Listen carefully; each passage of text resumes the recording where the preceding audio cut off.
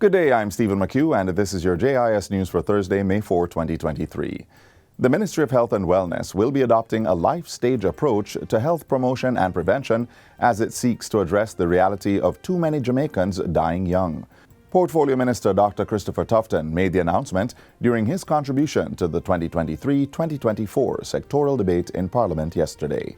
According to findings analyzed through the ministry's surveillance unit, the probability of premature death for Jamaicans aged 30 to 70 years from cardiovascular disease, cancer, diabetes, and chronic respiratory disease increased from 17% in 2009 to 21% in 2020. Diabetes, stroke, hypertension, and cancers are among the leading causes of death in Jamaica. Dr. Tufton has signaled the ministry's intent to bolster its prevention efforts through the Know Your Numbers campaign. Through the various stages of growth and development, the health system must facilitate persons making informed choices about their health. The Know Your Numbers campaign is targeting 500,000 health screening tests to be carried out this year. In addition to clinics and health centers, we'll be taking screening, as I said, to the community through our mobile units. We're going to be pushing partnerships with the faith-based community.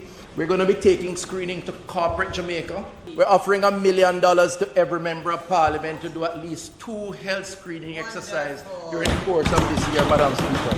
But we're going to do more on the Know Your Numbers campaign. Madam Speaker, I want to introduce a discount card.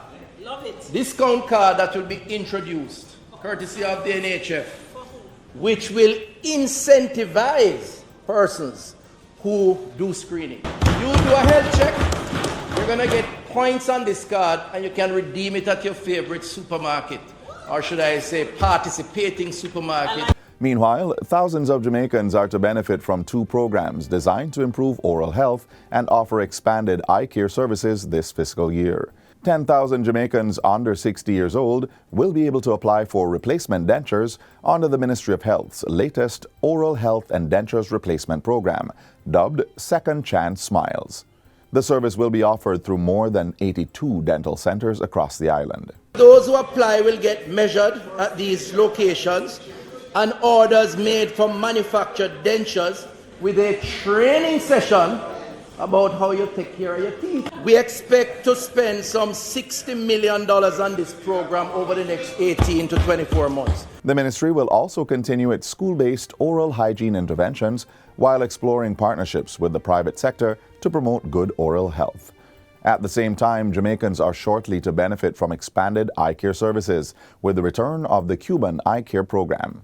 The program was curtailed during the COVID-19 pandemic, but will resume in August. We have programmed some 2,000 persons to receive badly needed eye care surgery under this program. We're also working to re-engage at our local ophthalmology program, and we are planning, Madam Speaker, to go into the schools this year. So 50 schools this year will be targeted for that. The health minister says other eye care initiatives will also be intensified. Government will be taking immediate and decisive steps to curtail the spate of attacks on cash management service providers across the country. Minister of National Security Dr. Horace Chang made that declaration at Wednesday's post-cabinet press briefing at Jamaica House. We will take some necessary steps to ensure that this service that has such a direct impact on a wide cross-section of society will operate efficiently and safely. Among the interventions is the appointment of a special multidisciplinary investigation team to be led by a superintendent of police. This team will focus on gangs targeting cash transfers and automated teller machines, ATMs. Other measures include strengthening stakeholder operational standards to include specialized training and certification of security guards involved in cash transit management, as well as the use of hard-skin vehicles, panic buttons, and cameras on board. A more robust communication regime between private security companies and the Jamaica Constabulary Force will also be undertaken to better provide real-time support and response. Dr. Chang says government is also looking to expedite the requisite amendment to the Private Security Regulation Authority Act to allow for specialized training of guards. He says meetings have already been held with the JCF High Command and representatives from the private security industry to discuss the government's strategic and immediate response. Later this week, I'll meet with a representative from the banking sector to look at additional measures that are required to strengthen cash management services across the island.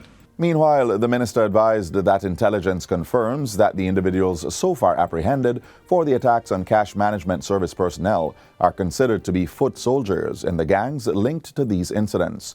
He says the security forces are seeking to track down and apprehend the ones who are masterminding the activities.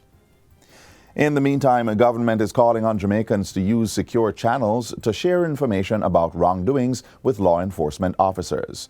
The call comes from Prime Minister Andrew Holness, who was addressing a handing over ceremony for 3 social houses at Goodwin Park Road in Campbelltown, Central Kingston recently.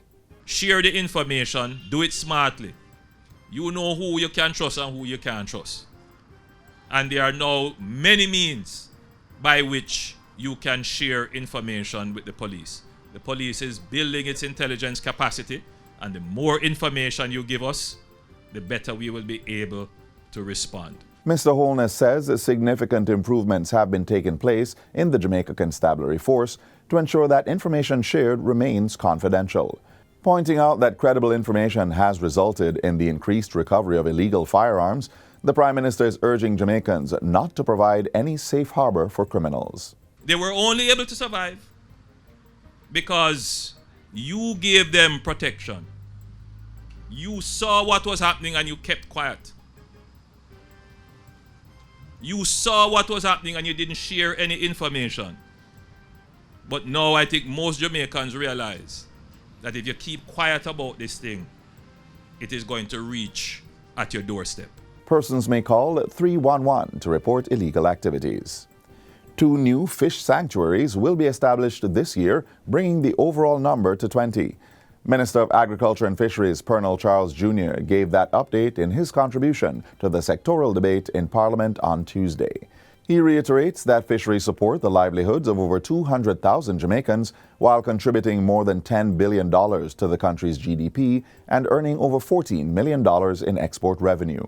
To facilitate fish production, the minister says the Common External Tariff, CET, will be removed from fish and shrimp fields. We have $450 million worth of investment now being spent for the creation of the climate-smart recirculating aquaculture system hatchery, with a potential to produce 5 million fry, not fries, fry, the little fish, by 2025, and increasing, no, not small fry, and increasing fish production up to 3,400 metric tons. Government will also renovate the Borden facility in St. Thomas to enhance marine culture production and increase oyster and sea moss output. And finally, Minister with Responsibility for Information, Robert Morgan, is asserting that the Jamaican government remains committed to press freedom and providing access to information. Minister Morgan made that assertion at the post-cabinet media briefing on May 3, which was celebrated globally as World Press Freedom Day. I think Jamaica has a positive history as it relates to press freedom. The mere fact that we sit here this morning where members of the media are able to ask questions unrestricted is a testament to the commitment that governments across administrations have made to press freedom. Following a shift in the methodology used to measure press freedom across countries in the 21st World Press Freedom Index, Jamaica this year ranks 32nd out of 180 nations, down 20 places relative to 2022.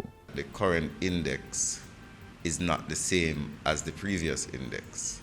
The methodology has changed, and they've also said that you cannot use, or you must be careful in assessing this year's score and rank. Minister Morgan says that despite the decline, the government continues to make significant strides to provide access to information. And that's it for JIS News Today. I'm Stephen McHugh. Thanks for watching.